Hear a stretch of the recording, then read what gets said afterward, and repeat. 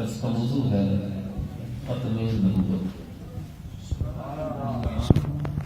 چند گزارشات ہیں آپ کے سامنے عرض کروں گا۔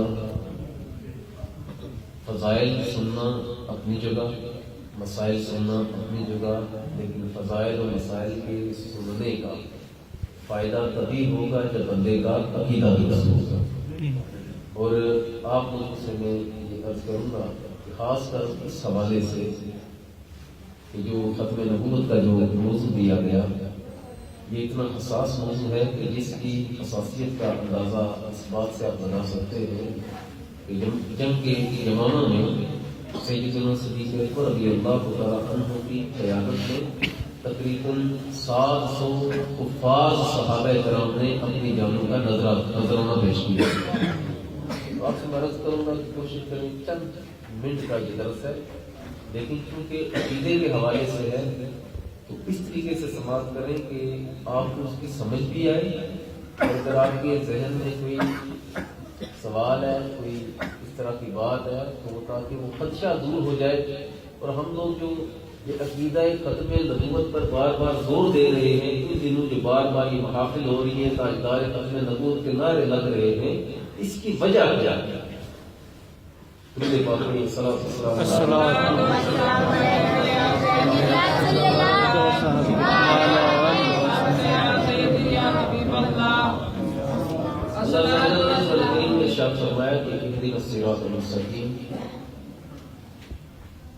اگر دیکھا جائے تو پورا کا پورا قرآن جو ہے وہ سرکار کی خاتمیت کے بارے میں کھول کھول کر بیان فرما رہا ہے۔ اللہ عز و جل نے قرآن میں ارشاد فرمایا کنتم فی ریب مما نزلنا علی عبدنا فأتوا بسورۃ من مثلھا، کہ اگر جو ہم نے اپنے بندے محمد صلی اللہ علیہ وسلم پر جو کلام نازل کیا ہے، اگر تمہیں اس میں کوئی شک ہے، اگر تمہیں اس میں کوئی شک ہے تو تم کیا کرو، تم اس جیسی کوئی ایک سورت ہی لے جاؤ۔ کھلا چیلنج ہے قیامت تک کے غیر مسلموں کو۔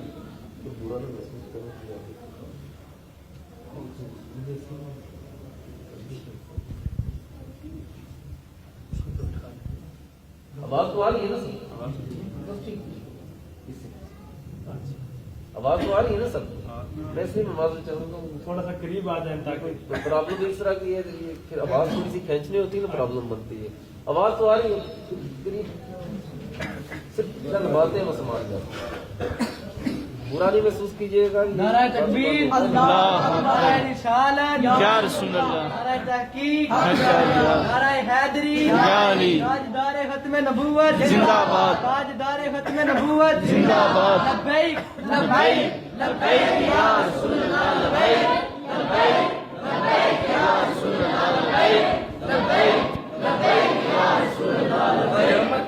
جتنے بھی غیر مسلم ہیں سب کو یہ کھلا چیلنج کیا گیا کہ قیامت تک اگر تم ایک صورت بھی لے آؤ، ایک صورت بھی لے آؤ تو ہم تمہیں مانیں، تم میں سے کوئی بندہ اس جیسا کلام نہیں لا سکتا، اس جیسا کلام نہیں لا سکتا۔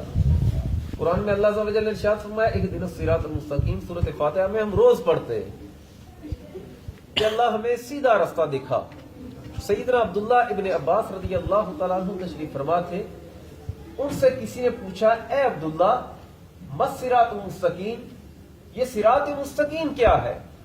تو کہا ہوا محمد رسول اللہ، وہ سرکار دو عالم صلی اللہ علیہ وسلم کی ذات ہے۔ یعنی صراط مستقیم جس کی ہم دعا کرتے ہیں کہ اللہ ہمیں صراط مستقیم دکھا، سیدھا رستہ دکھا، وہ رستہ جو تیری بارگاہ تک پہنچا دے، وہ سرکار کی ذات ہے، وہ ذات کہ جس کے رستے پر چلے اور جن کی بارگاہ میں پہنچ جائیں تو بندہ رب کی بارگاہ میں پہنچ جاتا ہے۔ سبحان اللہ، بندہ رب کی بارگاہ میں پہنچ جاتا ہے، وہ صراط مستقیم، سیدھا رستہ۔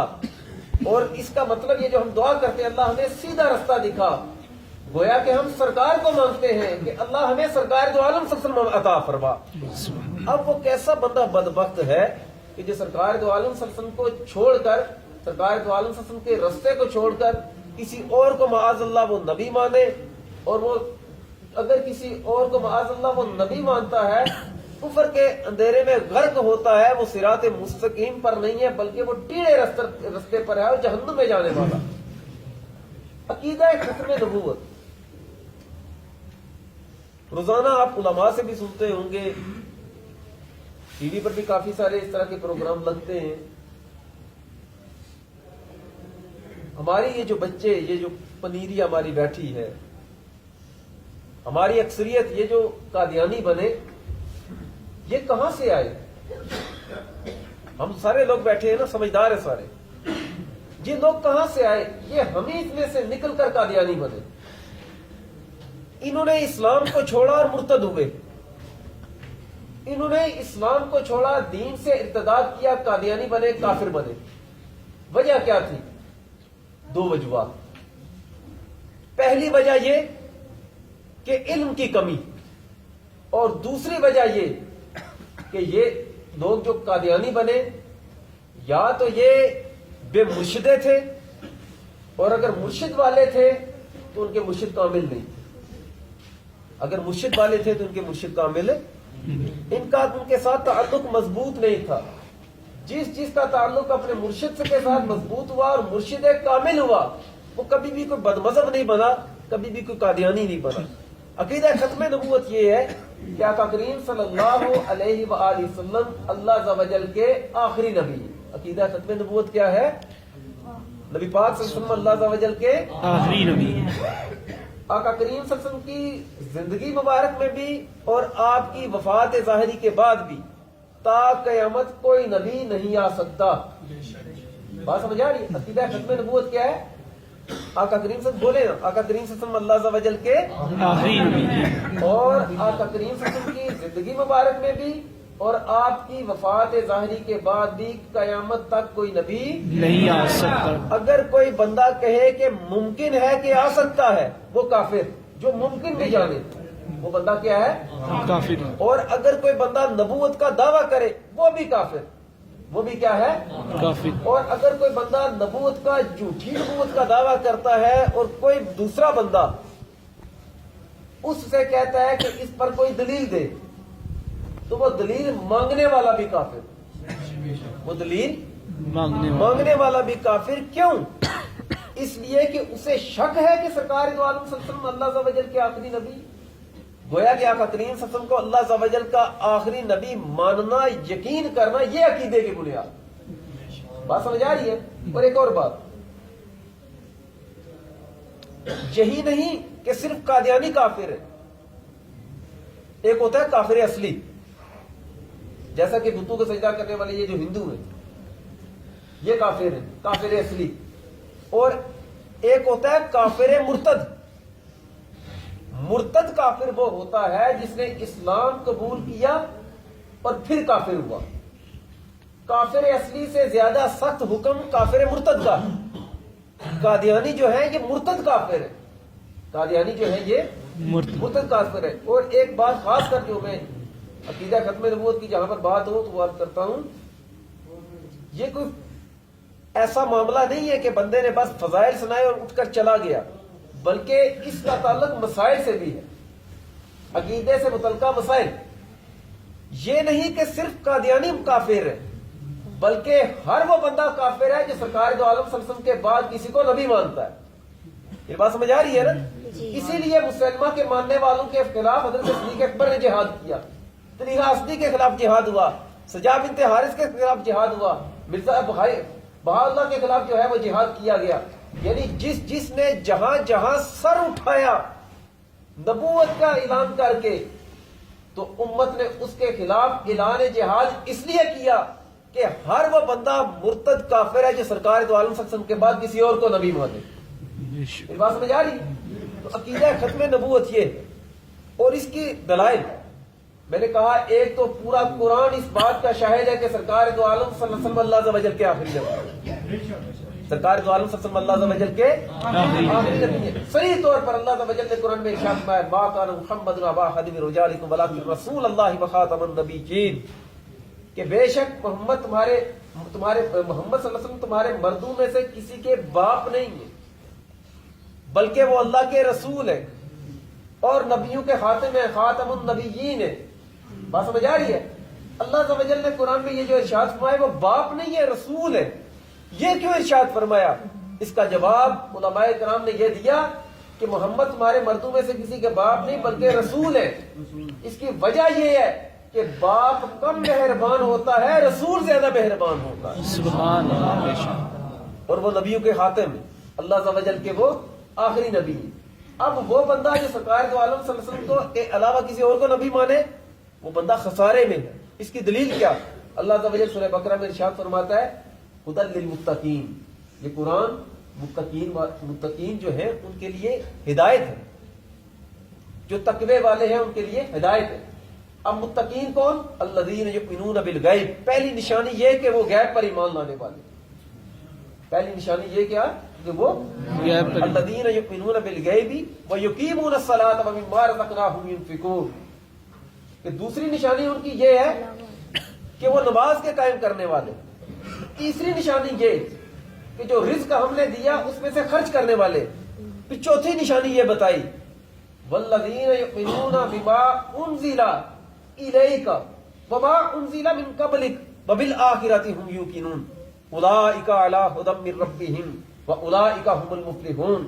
فرمایا کہ محبوب یہ جو متقین ہیں، جو کامیاب لوگ ہیں، متقین مومن، ان کی ایک نشانی یہ ہے کہ وہ اس وحی پر ایمان لاتے ہیں جو تیری طرف نازل کی گئی، اور دوسرا اس وحی پر ایمان رکھتے ہیں جو تجھ سے پہلے پیغمبروں پر نازل کی گئی. بے شک.